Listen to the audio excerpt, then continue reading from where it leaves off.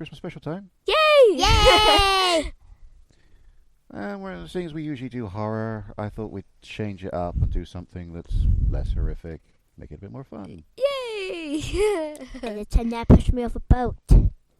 What? Yeah, nobody knows about that because that one didn't record. But in the meantime, let's try a new snack, shall we? Snack! Oh, That's how my taste buds go with this.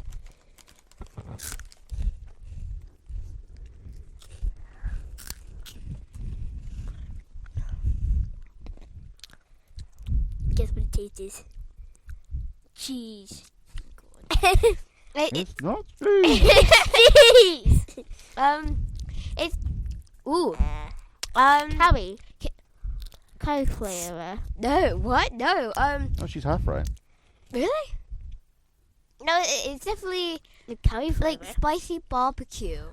It kind of tastes like spicy barbecue. Well, It tastes like curry. between the two of you, you've got it right. Yay! Curry and barbecue. Oh.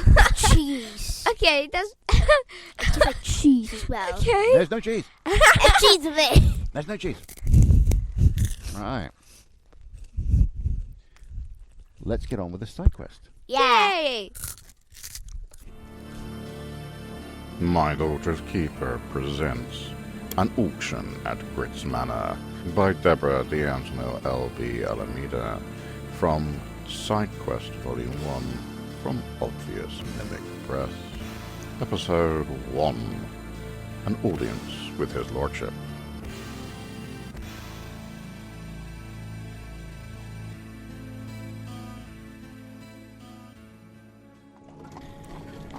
You find yourself in a luxury carriage going at full speed to an unfamiliar place. Something terrible must have happened for the guild to dispatch you in such a hurry. While trying to hold on to something, the carriage bouncing at every bump in the road, you shakily read the letter the guild master hastily handed you as you departed from the quarters. Greetings, adventurers. Thank you for accepting my urgent request. I cannot imagine the trouble it must have caused you to take this assignment to such a place, but rest assured I will compensate you for that and more. I have rented Gritz Manor to an anonymous yet generous contractor. However, I have in my possession undeniable proof that something terrible will happen this evening. I know not when, but I'm sure it will happen soon. So I beg you, come and see me as soon as you can. Important note. Please destroy this letter after you have read it. Eat it if you must. No one must know its contents. I'll eat it. No one other than you and I, that is. And for the very same reason, it would be best if we speak of your assignment in person. I'll be waiting in my office on the second floor. With utmost gratitude, Lord Gritz. As you read through the last words, the carriage slows down. Looking out of the window, the carriage passes through an iron gate and enters a lush garden. Above, the sun is starting to drop towards the west. "We have arrived," the coachman announces, as he stops the vehicle, climbs down, and opens the door for you. "Please mind your step." You look at him and then look back at the letter in your hands. You should do something about it. So the question is, are you going to destroy it or are you going to pocket it? Pocket it. Ooh. Pocket. Might come handy later. You were Eat given, it. as I say, you were given very strict instructions. Eat it. So the two of you are looking at this letter. She's eating it. In that case, I'm putting it in my pocket. In that case, we need our first roll of the game. Okay, let's have strength checks. What? So let's see what Tilly rolls first. A 15. Okay, plus your modifier of 3, Eh. 18. Okay, so that is a really good pass on yours. So let's see what Mo gets. 14. And I don't have anything, so just 14. Okay, in that case, the answer is quite simple. Tilly, you snatch it out of your sister's hand. I just eat it. And yeah, is that what you're gonna do? Yeah. You shove it in your face. Okay. It's best to play it by the book and appease your client. The coachman ignores what you're doing, looking at the horizon with a blank stare whilst holding the door open for you, and he patiently waits for you to disembark. So angry right now. You step out of the carriage and look at your surroundings. Gritz Manor is a beautiful structure that somehow falls just short of tasteful. It's the kind of home people think the wealthy build for themselves. Very high quality, but also very ostentatious. But something feels out of place. A thin rain begins to fall, and you feel it pattering on your skin. You make your way to the entrance before the weather gets any worse. The interior of the manor is just as luxurious as the outside, with palatial proportions, sky-high ceilings, extravagant decor, and detailed ornamentation in every cornice. Hyper-realistic marble statues, monster heads hanging from the walls greet you as you enter. It's all a bit overwhelming. At the centre of the room, a double staircase leads to the upper floors. People are coming in and out of the rooms on the ground floor, presumably servants preparing the manor for the event. A butler approaches you to check your name against the guest list. Names, please. So you are Morgana the Druid. Yes. But I'm very annoyed. So, leave me alone. Extremely annoyed, yes, at the rather short, stocky barbarian that stood next to you. The butler just looks at you and, you, madam, you would be... Matilda. A few words, I see. Very well. My apologies. Lord Gritz is waiting for you. Please take the stairs to the second floor. You'll find his office at the end of the corridor. Oh, and before I forget, he hands you an incense stick. I'm gonna snatch him like, nope, not taking it this time. That's fine, that's fine. Here, light this incense before entering his office. My lord will understand you have arrived, which is for your own good. Like it. Is there anything else I can do for you? Now you can choose here. You can ask him what kind of man his employer is. You can ask him why he's requested the Adventurers Guild to send you here. Or you can just take the staircase up to the second floor. Just take the stairs cake up to the second floor. What do you mean? You're so boring right now. He pauses, choosing his next words carefully. Lord Gritz is a retired adventurer and a wealthy man with a keen sense of humour. He pauses again, glancing towards the second floor. Please address any further questions to Lord Gritz himself. He is waiting for you. The butler turns away from you and attends to his duties, leaving you to climb the stairs on your own. Don't have to answer me questions. It would seem that way. At least, not of everybody else. You're just boring. No. Yeah. You're the last person to be lecturing anybody on being boring. Miss, play it safe. She ate the paper. Well, I like Yeah. cake.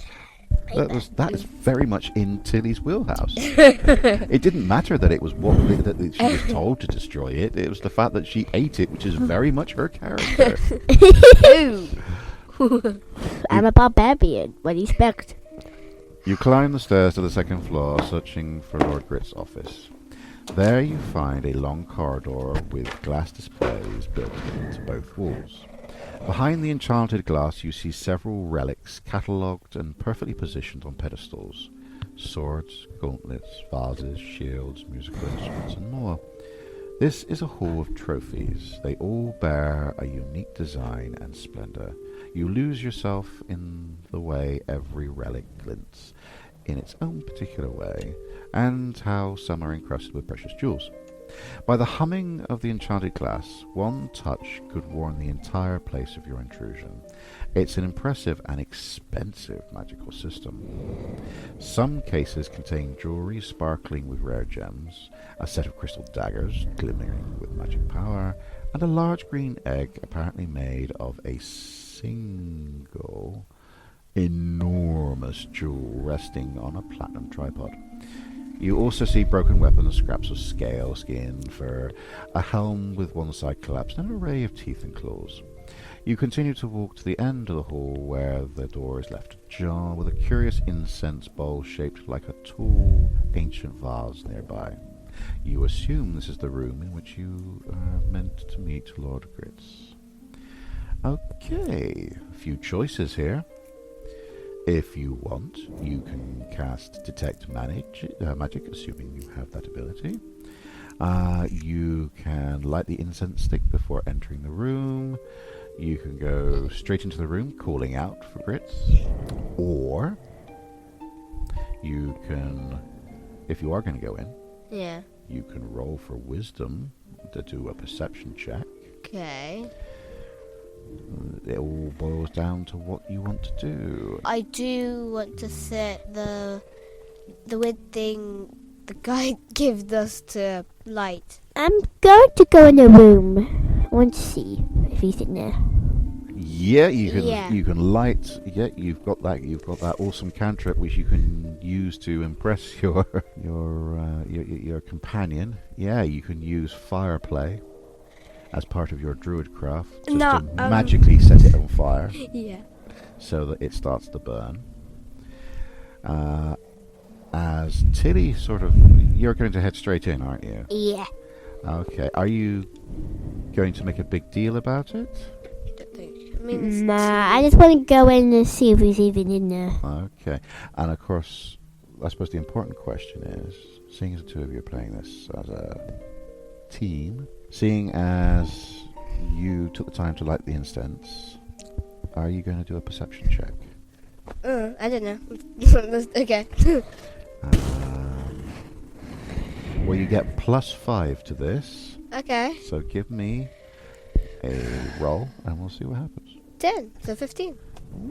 Which I believe, Should be a pass. yes, Yay. it is. So Can let's I have- walk into the room now? You both do this. Yeah. Okay, you are entering. You enter Gritz's office to find it in thick unnatural darkness. The door closes behind you. When your eyes adapt to the lack of light, you notice something lurking in the shadows, ready to pounce. You dash to the right as a creature leaps to grab you, missing by inches. Punch. Wait for Yeah, it. wait. A few candles suddenly sputter to life on their own around the room, and you see a tall manticore walking on two legs. He's dressed in the finest garments you've ever seen and stares at you like a predator. I take it you're not at dinner. Pity. His deep, rumbling timbre resonates through your body. Apparently, simple instructions are lost on you. Still, I might have a use for you. But we like the thing. Ah, yes. Sorry, your companion stepped in before I could sense the smell. God, unbelievable. My apologies. Better be sorry. The beast measures you up with a glance, from head to toe. You're unsure if he sees you as an appetizer, a guest, or his contractor. The candles brighten as Lord Gritz moves around the room and sits at his desk. He is an immaculately groomed brown manticore, dressed in the finest of dark purple suits with gold trim. Gritz does not offer you a place to sit. He stares at you, his spiked tail twisted behind him. Forgive me, it's been a while since I've met someone in person. I live here alone, and today has been quite stressful. I trust you've read my letter? Yes. Great, great. Then let us not delay your task any longer. I'm hosting an event today, as you may have noticed. More precisely, this evening. You've arrived a little bit earlier than expected, actually. That brings me some comfort. didn't you say something about undeniable proof or something? Ah, yes, of course. He reaches into a desk drawer and produces a torn piece of paper missing the bottom half. Please, take a look. The paper reads, "I will collect what is mine. I'll have it all, and nothing can stop me." Grit's vaguely humanoid face looks at you expectantly. I think it's very clear. Someone intends to rob me. Can you believe the audacity of the puny thief? You can ask Gritz who gave him the letter and why someone would want to rob him, or you can ask what your task actually is. Actually, who gave you the letter? That's the point. The butler found it by the front gate. It was after the auction goods had been dropped off, so no way of knowing who had originally carried it. I've made more than my fair share of enemies over the years. Who would want to rob you anyway? There's no point. Yeah. Gritz snorts with derision. Gods, that should be clear as day. I have collected countless trophies, relics, and awards during my time as an adventurer. My collection is unique. It cannot be compared to any other. This evening's auction is mere trinkets compared to my collection. What are the details to the job exactly? Yeah. Well, we came because he asked us to. Yes, let's discuss what you will be doing for me today. He finally offers you a seat. I fear this whole event is a facade, a lure to occupy me while someone tries to pillage my beloved manor. It might already be too late to discover who plotted all of this, and to me, that part is irrelevant, really. Instead, I want you to prevent the robbery or catch the culprit in the act. He hands you a list, a notebook, and a metal ring bristling with keys. Right, so you have this available to you now. You have the employee list, Gritz's notebook, and manor keys. So basically it looks like he's letting you have the full run of the place. Let's find out though. You can begin by checking the employees for this evening and see if you find anything suspicious about them. You are to investigate and report only. Don't take any action against them. The manticore busies himself with shuffling papers around his desk for a moment. He tucks away some stuff into a drawer. I live here in solitude with a limited staff, so I've brought in some inside help. It is the first time I've hired a company to take care of an event like this. His voice betrays how much he regrets that decision now. I believe the notebook is self-explanatory. Write down any important information you find and deliver it to me. The keys will open any room in the house, but I would also like you to visit the storeroom on the first floor. You'll find all the items that will be auctioned there. They are not mine, mind you. They arrived yesterday and belong to my patron, the same person who rented my manor for this event. Have a look there and see if you can find anything suspicious in that room. I didn't have time to do a thorough investigation myself. Okay. You can begin your first task, or you can ask Lord Gritz why he's a talking manticore. Why are you talking manticore? But I need to ask him a question. yeah, You really want to ask him why? why is he talking manticore? Why is he a talking manticore? Yeah, why? Actually, I do agree. Why are you talking? Like a manticore. You allow your curiosity to get the better of you, and you bluntly ask him. But why are you a talking manticore? He seems a little shocked by the question. Well, if you must know, I was always blessed with intelligence and charm. I have given much to rise to this position. He growls wistfully for a moment. My appearance and skills incite both fear in my enemies and the envy of my colleagues.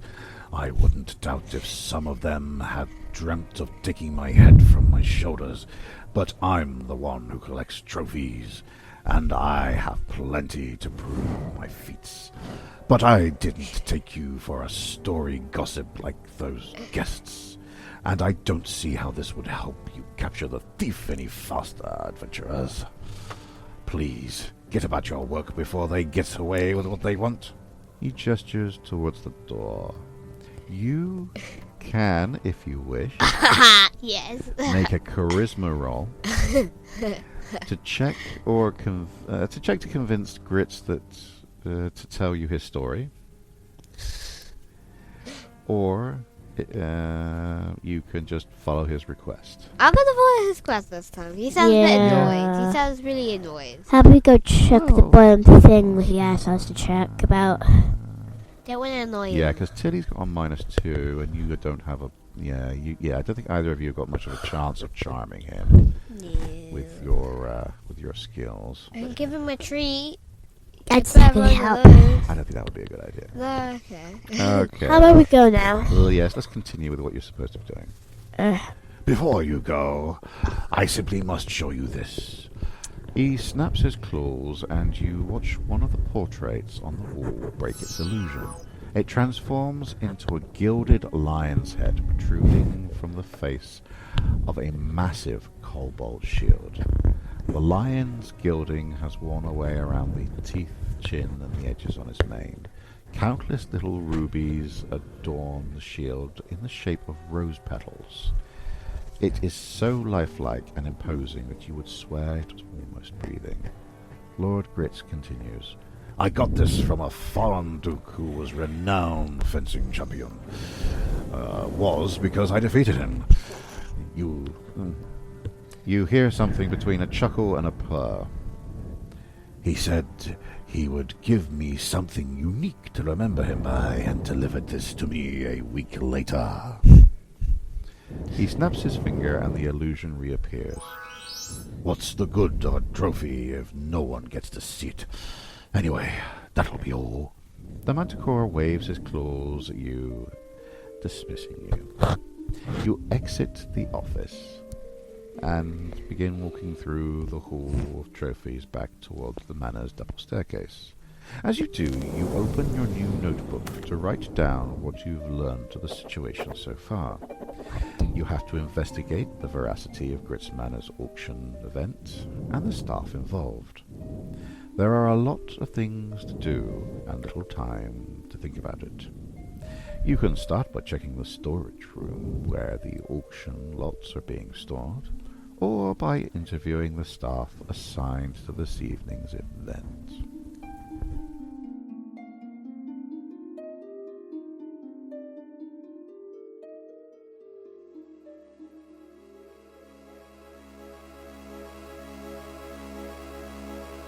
We hope you've enjoyed this week's episode, and if it has whetted your appetite for even more tabletop chaos, eldritch nonsense, and ill-advised decision-making, you can find plenty more over at our Patreon. There you'll unlock a steadily growing archive of bonus campaigns, exclusive scenarios you won't find anywhere else. You'll also get access to our Discord community, where you can chat with the team, swap war stories with fellow listeners, and you can even snag yourself a seat at one of our backer-only games.